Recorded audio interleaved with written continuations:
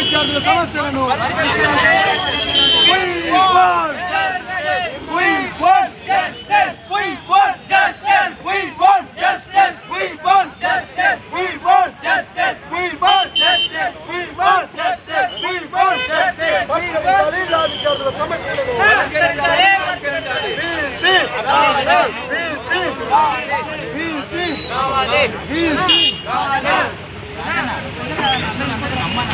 విద్యార్థులము 3వ సంవత్సరం చదువుతున్నా. నా పేరు కోడబాగ రాజు.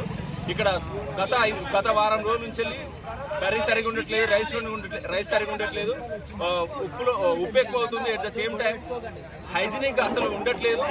వర్కర్స్ ఎప్పుడు టైంకి రావట్లేదు. కొంతమంది తాగి మరి వంట చేసి చాలా అభాగ్య పాలు చేస్తూ అసలు సిసలైన భోజనం పెట్టకుండా నాసి రకమైనటువంటి బియ్యాన్ని వాడుతూ ఎంత మాత్రం కొంచెం కూడా మా మీద దయ జాలి లేకుండా అసలు ఎట్లా నడుస్తున్నారో మీకు అర్థం కావట్లేదు. మేము ఎన్నిసార్లు ప్రిన్సిపల్ గారికి, మా డీసీ గారికి మేము ఇన్ఫర్మేషన్ ఇచ్చినప్పటికీ, మేము పిటిషన్స్ ఇచ్చినప్పటికీ కూడా వాళ్ళు ఏమాత్రం పట్టించుకోవడం లేదు. ఇవాళ మధ్యాహ్నం వర్కర్స్ వాళ్ళు రావడం లేదు.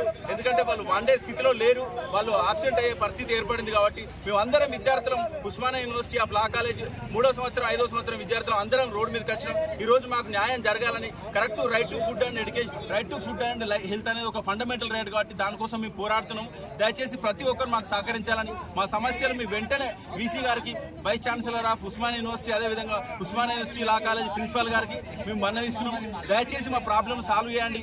సమస్యలు ఏవైతే హాస్టల్లో ఉన్నాయో, మెస్సులో ఉన్నాయో వాటన్నిటి నుంచి నాసి రకమైనటువంటి బియ్యాన్ని కానీ, నాసి రకమైనటువంటి వంటలు కానీ, కూరగాయలు కానీ వాటన్నిటిని తీసివేసి చక్కటి భోజనాలు అందించాల్సిన బాధ్యత వాళ్ళకు ఉందని మేము 100% నమ్ముతున్నాం. ఇది జరుగుతుందని భావిస్తున్నాం.